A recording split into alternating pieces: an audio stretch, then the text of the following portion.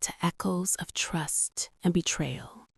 Usually we talk about the scars left by lovers and enemies, but today we explore a deeper, quieter kind of wound, the kind inflicted by the person who tucked you in at night. The day I found out my aunt sold my childhood home, I wasn't prepared for a tragedy. I was standing in the cereal aisle of a grocery store, staring blankly at a box of honey oats I didn't even like, wondering if I should buy 2% or whole milk. Then my phone buzzed. A simple message from a neighbor that felt like an executioner's blade. "Is everything okay? I saw the for sale sign in front of your house." My house, not my aunt's, not a stranger's property, mine. The place where every memory I had ever trusted lived quietly between worn floorboards and faded wallpaper. The place she promised would always be there, a lighthouse in the fog of my grief. My name is Elena Brooks, and this is the story of how the woman who raised me, the woman who was my anchor when the world was sinking, quietly erased the only place that ever felt like home. We think of betrayal as a loud, violent act, but sometimes it's a silent transaction. It's a signature on a deed, a lockbox on a door, and a secret kept for your own good. I thought I was protecting my past, but I didn't realize that while I was looking forward, the person standing behind me was selling the ground I was standing on. This isn't just a story about a house. It's about the heavy, unspoken cost of a sacrifice that was never asked for. And the moment I realized that the woman who saved me was also the one who was drowning right in front of my eyes. My life is divided into two distinct eras. The before, which smells like my father's motor oil and my mother's vanilla candles, and the after, which is defined entirely by the steady, silent presence of Marjorie Hale. I was 6 years old when the world stopped making sense. The police called the accident instant, a clinical, cold word meant to offer comfort, implying my parents hadn't suffered. But for a 6-year-old girl waiting by the window for headlights that would never turn into the driveway, instant felt like an eternity. I didn't understand that my mother would never kiss me goodnight again, or that the peppermint gum scent of my father's breath was a ghost I would be chasing for the rest of my life. In that hollow, echoing aftermath, Aunt Marjorie stepped in. She didn't arrive with grand speeches or dramatic displays of grief. She simply moved into the little yellow house on Maple Crescent, the house my parents had bought with such hope before I was even born, and she became the gravity that kept me from floating away into the dark.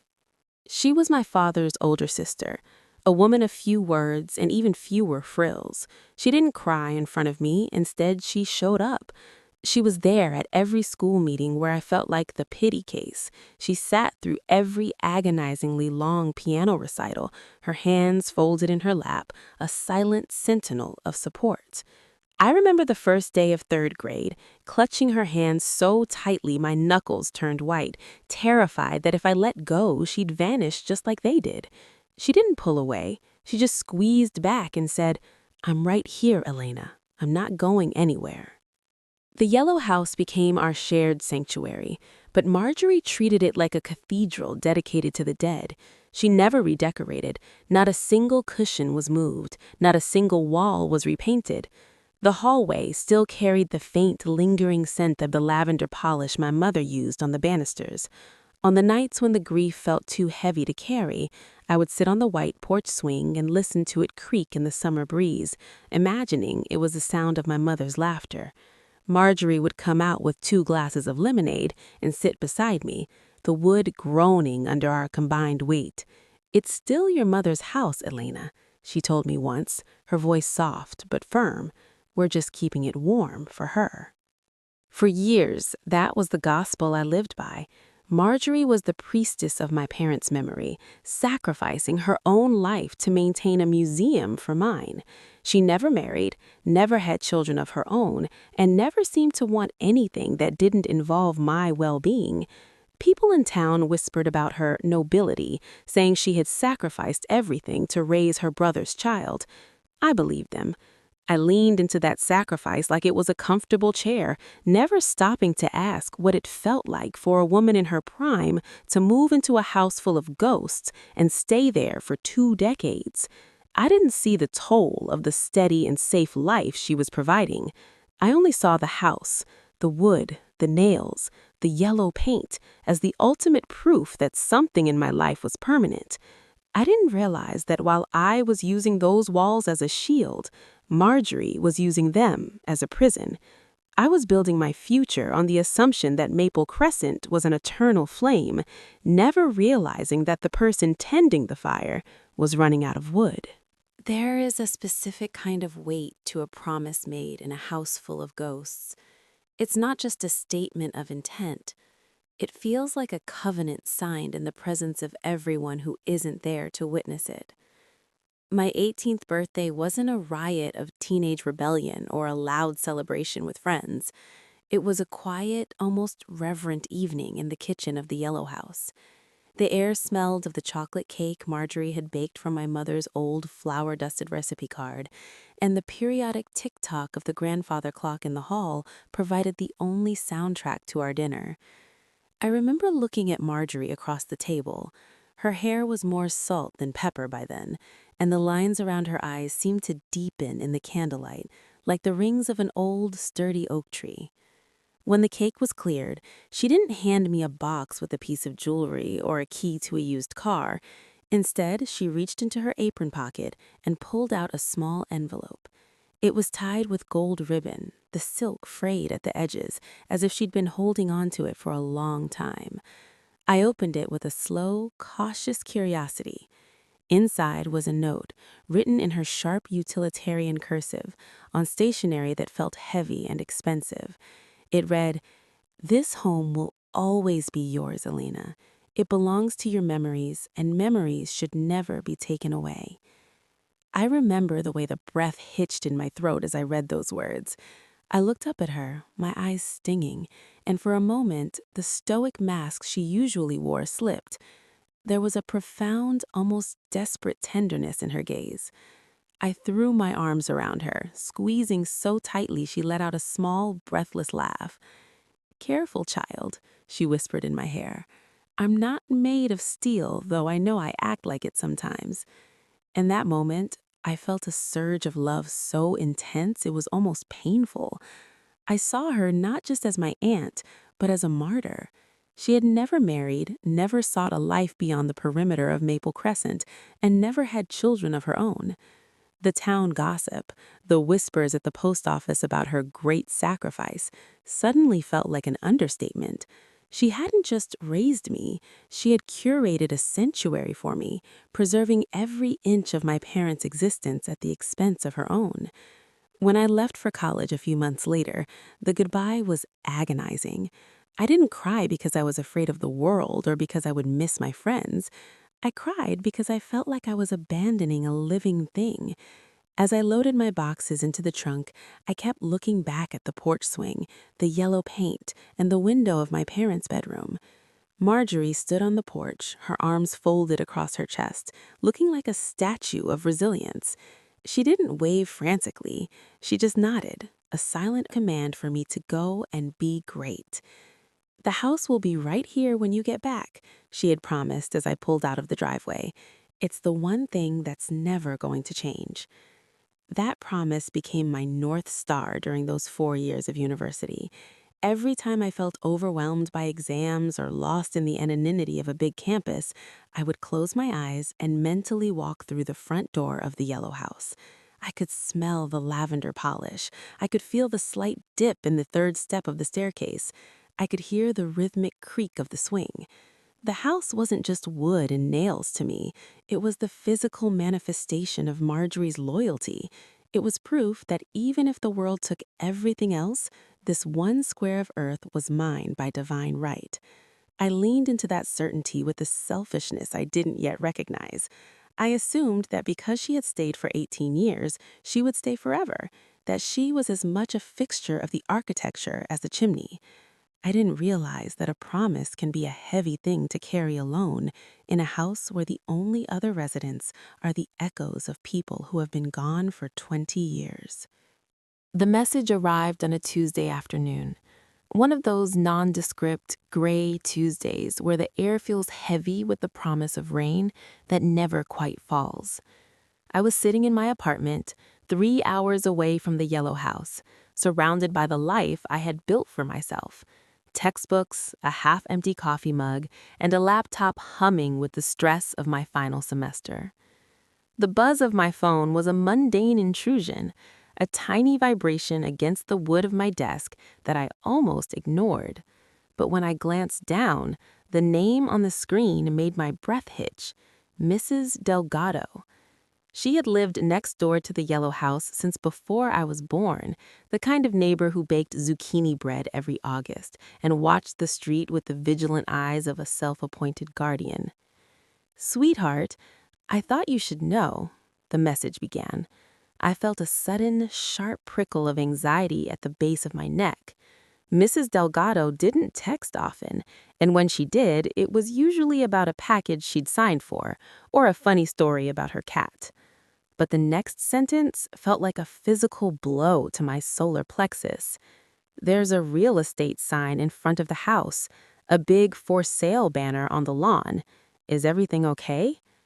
I sat there for a long time, the blue light of the screen burning into my retinas.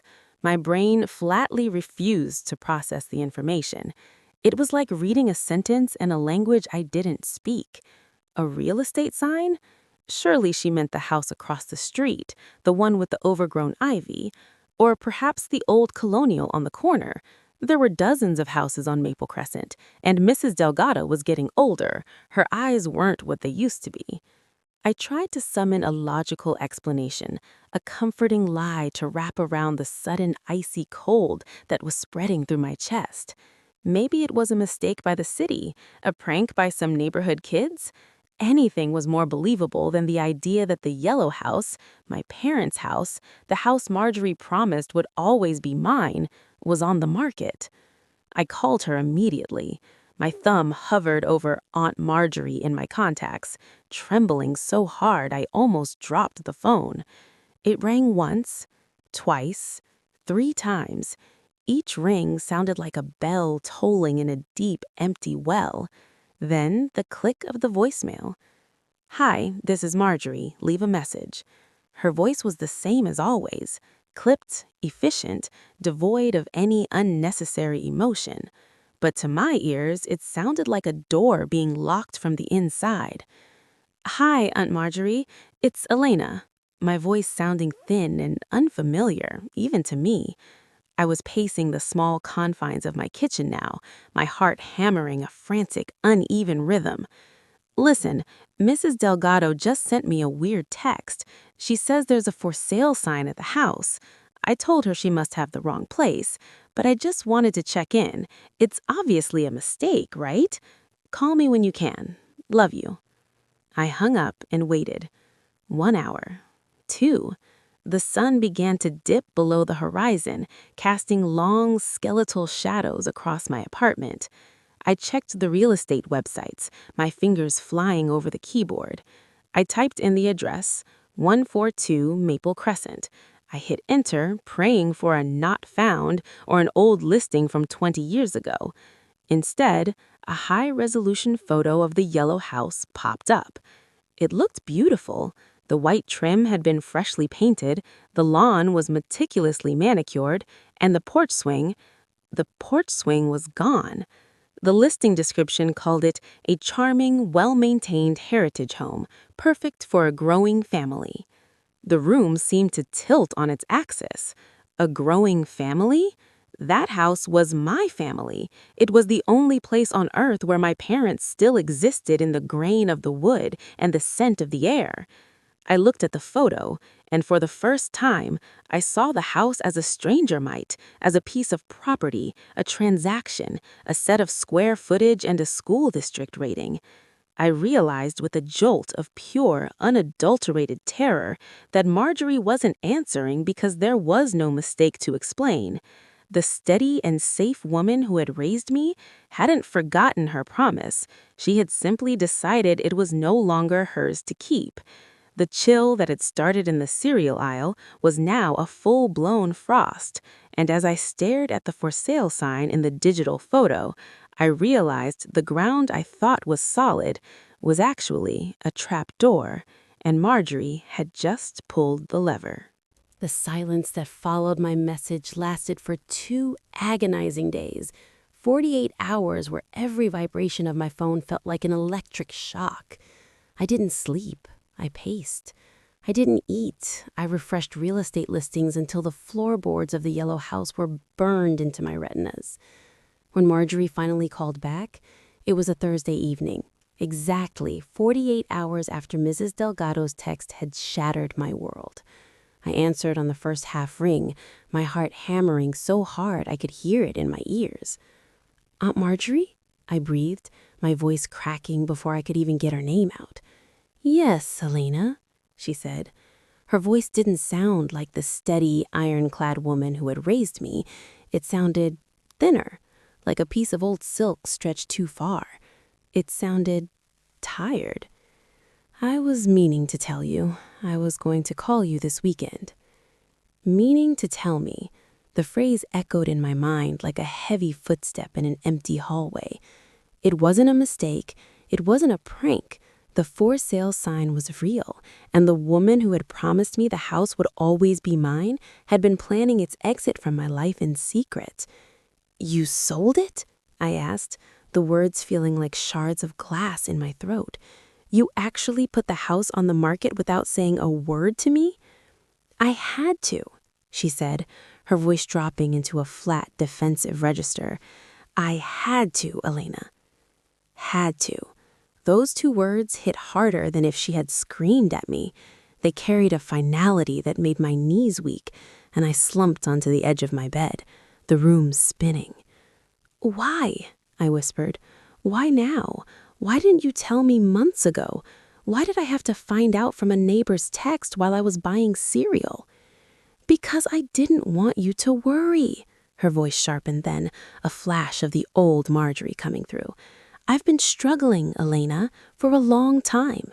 The property taxes on Maple Crescent have tripled in the last 5 years. The roof needs $30,000 in repairs that I don't have. The furnace died in January, and I had to take out a high-interest loan just to keep us from freezing. It became too much. It became a weight I couldn't carry anymore."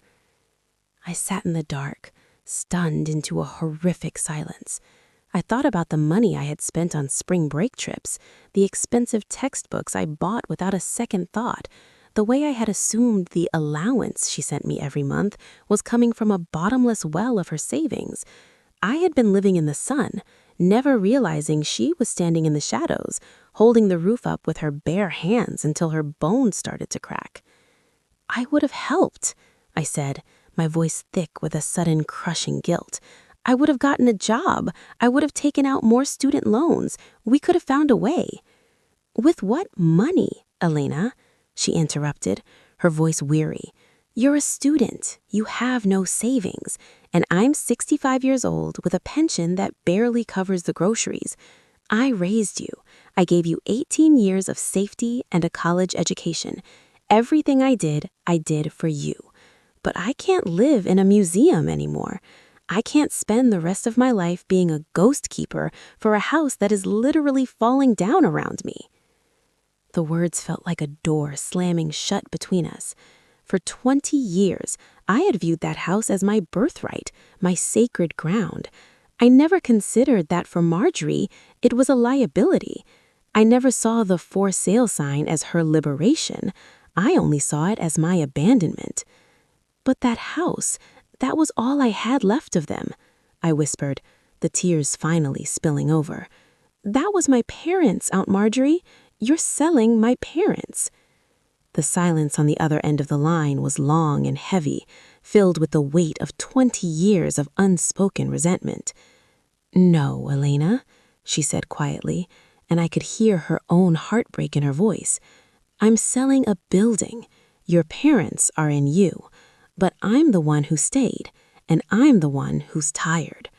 She hung up before I could respond, leaving me alone in a room that suddenly felt like it belonged to a stranger. I realized then that the truth I was never meant to hear wasn't just about the money, it was about the fact that my sanctuary had been her cage, and the woman who became my everything had finally reached her breaking point. Grief is a 6-hour drive through 3 states where every mile marker feels like a countdown to an ending you aren't ready for. I didn't pack a bag. I didn't check my tires. I just grabbed my keys, threw a jacket into the passenger seat, and drove. I needed to see it. I needed to stand on that patch of earth and prove to my eyes what my heart was still trying to reject. The highway blurred into a gray ribbon of asphalt and static radio, my mind replaying Marjorie's voice over and over. "I'm the one who stayed." It felt like a confession and a desertion all at once. When I finally turned onto Maple Crescent, the familiar curve of the road felt like a trap. The neighborhood looked exactly the same. Mrs. Delgado's cat was perched on her porch. The oak trees were beginning to bud with spring. But the yellow house had changed. It looked duller, as if the life had been drained out of the paint. Maybe it was just the overcast sky, or maybe it was the way the windows looked like blind eyes, staring out at a street they no longer recognized.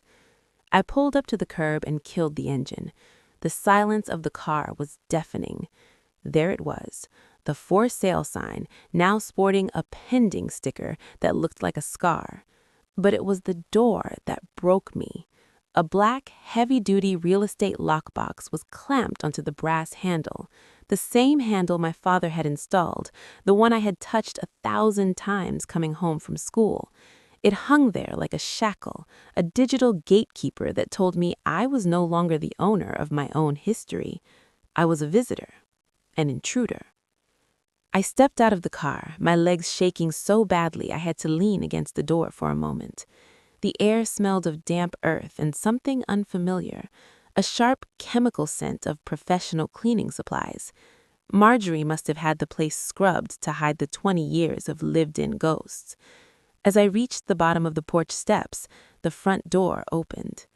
Marjorie stood there. She looked smaller than I remembered from Christmas, her shoulders hunched as if she were bracing for a blow.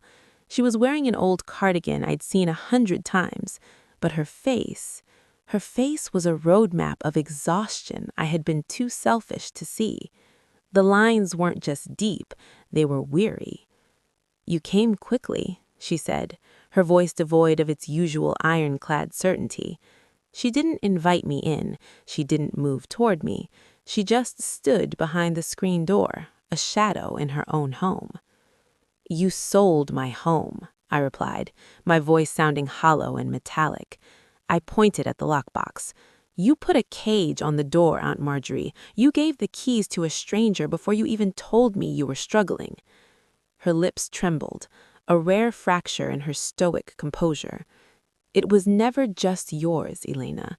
It was mine, too, and for 20 years I've been the one fixing the leaks, paying the bills, and sitting in the quiet while you went out and built a world."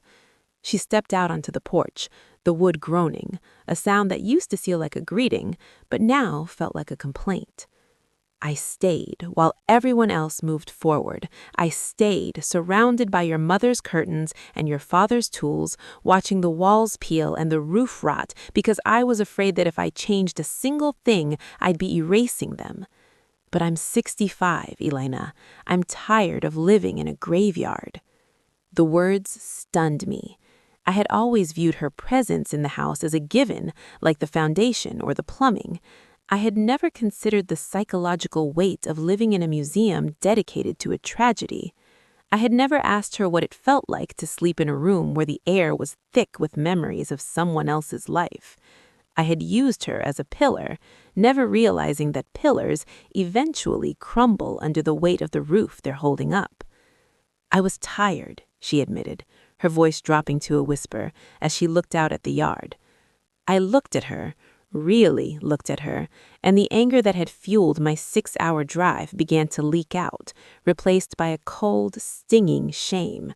I'd come to reclaim a house, but I was standing in front of a woman who had finally run out of reasons to stay. The threshold of the house felt like a boundary line between two different realities.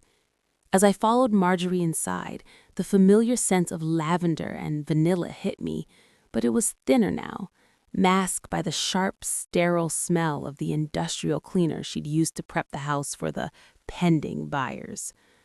I walked into the kitchen, the heart of my childhood, and saw the table. For 20 years, this table had been clear of everything but a bowl of fruit or a vase of lilacs. Now it was covered in a sprawling, chaotic mounting of paper. "Sit down, Alina," she said, her voice sounding like gravel. She didn't offer me tea. She didn't offer me a hug. She just pointed at the stacks of envelopes. I picked up the top one. It was a medical bill, a series of codes and astronomical numbers that made my head swim. "What is this?" I asked, my voice trembling. "That's the knee surgery I had 3 years ago that I told you was just a checkup," she said, pulling a chair out with a weary groan. "And the one under it is the specialist for the heart palpitations I started having last spring. I didn't want you to worry while you were studying for your midterms, so I put it on the credit card. And then the furnace went, and the roof started leaking into the attic, and the insurance company threatened to drop us because the wiring is antique." I flipped through the pages, the red past due stamps blurring before my eyes. I saw the property tax reassessments, the high-interest personal loans, the utility shutoff notices she had managed to stave off at the last second. I had been living in a dream world where the yellow house was a self-sustaining fortress.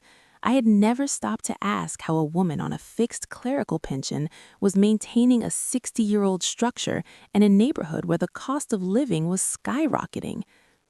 "I took out a second mortgage to pay for your sophomore year," she whispered, her eyes fixed on a spot on the linoleum floor. "I told myself I'd catch up.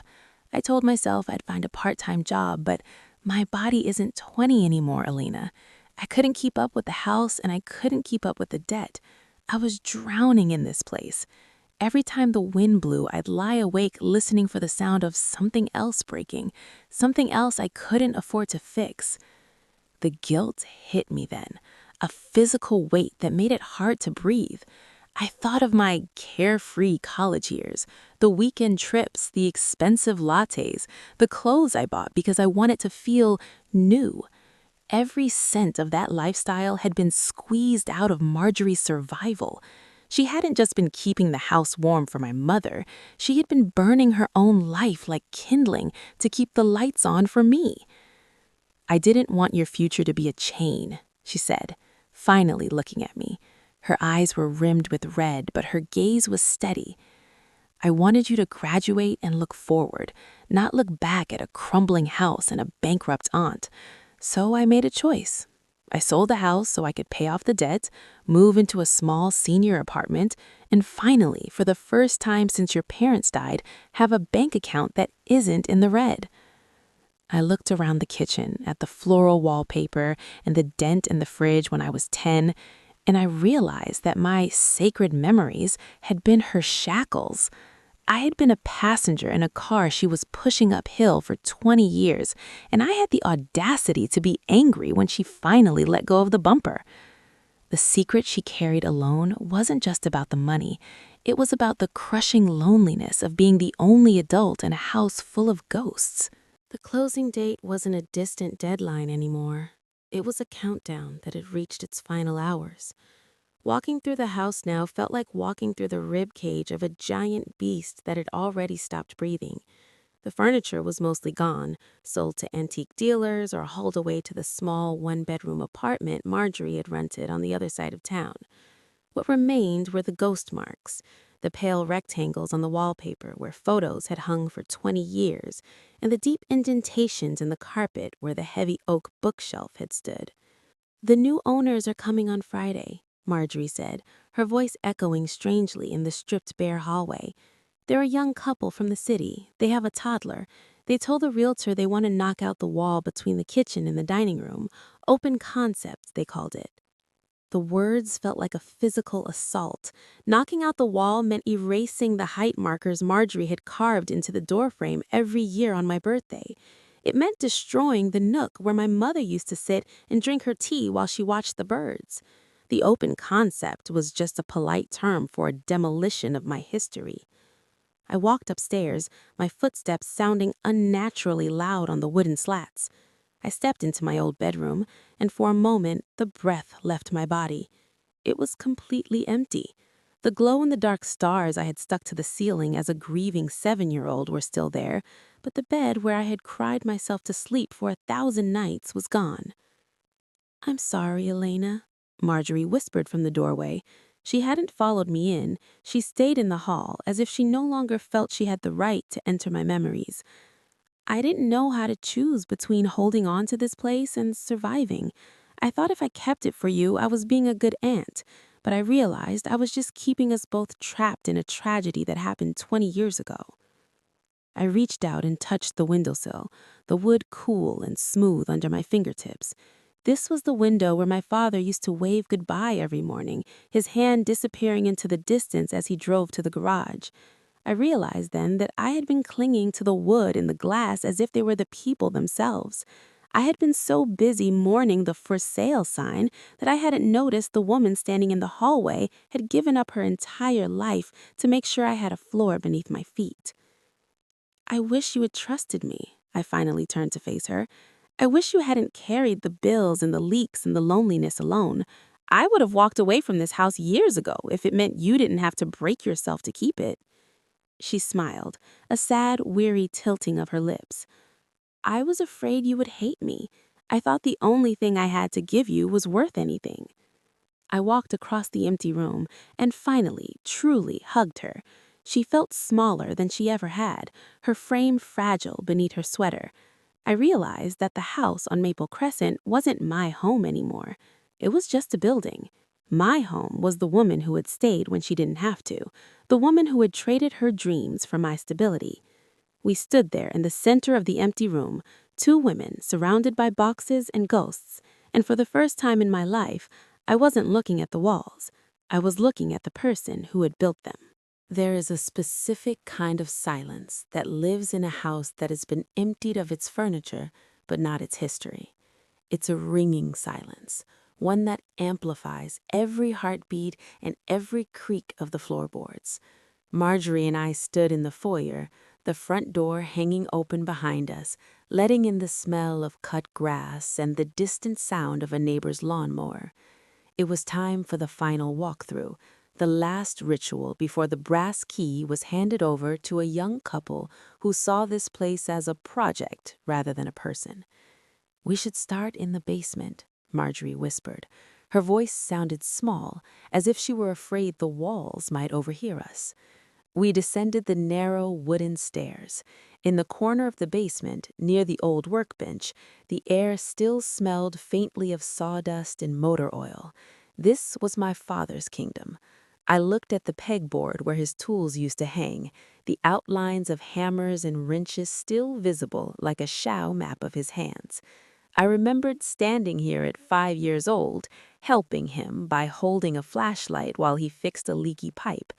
I reached out and touched the cold concrete wall. "I used to come down here when the house felt too quiet," Marjorie admitted, her hand resting on the edge of the workbench. "I'd just sit on his old stool and wait until I could almost hear him whistling. It was the only way I could remember the brother I lost, instead of just the tragedy that left me here." We moved through the house like two explorers in an ancient ruin. We stopped in the dining room where the sunlight hit the floor at a specific angle, illuminating the faint scratches from my high chair. We stood in the kitchen where the ghost of 1,000 burnt breakfasts and birthday cakes seemed to linger in the air. Each room was a chapter, and as we walked through them, I realized we weren't just checking for forgotten boxes. We were saying goodbye to the versions of ourselves that had lived here.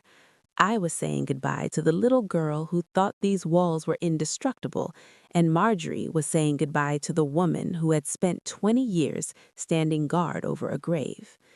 When we reached the top of the stairs, we stopped at the door to my parents' room. Marjorie had kept it locked for a decade after the accident, only opening it to dust and vacuum. Now the door stood wide open. The room was a vast white void. The vanilla scent was gone, replaced by the neutral smell of fresh air. "I used to hate this room," Marjorie said suddenly, her voice cracking. It felt like a reproach, like they were still here, watching me struggle, watching me fail to keep the house the way they wanted it. But standing here now, in the empty light, I realized they aren't in the room, Elena. They haven't been here for a long time. I looked at the bare floor where their bed had been, and for the first time, I didn't feel the crushing weight of their absence. I felt a strange light buoyancy. The house wasn't holding their spirits captive anymore. We were. And as we walked back down the stairs for the last time, I realized that the final walkthrough wasn't about the house at all. It was about us. We were the ones walking out of the dark. At the front door, Marjorie reached into her pocket and pulled out the key. She looked at it for a long moment, her thumb tracing the familiar ridges of the brass. Then, with a hand that didn't tremble, she placed it on the kitchen counter. We stepped out onto the porch, and as the door clicked shut behind us, the sound wasn't a slam. It was a release. The yellow house belonged to the future now. We, finally, belonged to ourselves. The first time I visited Marjorie's new apartment, I expected to feel a pang of grief. I expected to walk through the door and miss the echoing hallways of the yellow house, the creak of the porch swing, and the heavy, museum-like atmosphere of my childhood. But as I stepped into the sun-drenched living room of her fourth-floor unit, the only thing I felt was a sudden, overwhelming sense of lightness. The apartment was small, functional and modern, with white walls that didn't hold 20 years of dust or the scent of a tragedy. There were no ghost marks on these walls. There were no leaking roofs to worry about, no antique wiring threatening to spark, and no rooms kept locked like shrines. Instead, there was a balcony overlooking a small park, a bookshelf filled with new novels Marjorie had finally found the time to read, and a kitchen that smelled like fresh coffee and cinnamon, not lavender polish and old grief. "It's quiet here," Marjorie said, handing me a mug that didn't belong to a set my mother had picked out. She looked younger. The deep, weary lines around her eyes had softened, and the constant, bracing tension in her shoulders had finally evaporated. "I don't lie awake listening for the furnace anymore, Elena. I just sleep." We sat on her new sofa, a sleep thing that didn't groan when we sat down, and for the first time in my life, we talked about the future. We didn't talk about the before or the after. We talked about her plans to join a local walking group.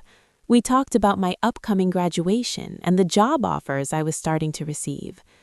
I realized then that by selling the house, Marjorie hadn't just saved herself financially, she had liberated our relationship. As long as we lived in the yellow house, I was always the grieving child, and she was always the stoic guardian. We were trapped in our roles, frozen in the amber of 1998. But here, in this bright, neutral space, we were just two women. "I thought I was protecting you by keeping that house," she admitted, her hand resting on mine. "But I realize now that I was just keeping you from seeing me. I wanted you to have a home, but I forgot that a home isn't a place you're stuck in. It's the place you're loved in."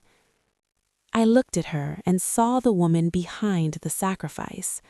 I saw the sister who had mourned her brother in silence, the aunt who had swallowed her own dreams to fuel mine, and the human being who had finally fought for her own right to breathe.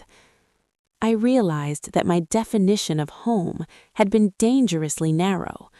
I had thought it was the yellow paint and the porch swing. But as we sat there, laughing at a silly story about her new neighbor, I knew the truth. Home wasn't the walls of 142 Maple Crescent. Home was the person who had stayed when the walls were falling down, and the person who had the courage to walk away from them when it was time to live.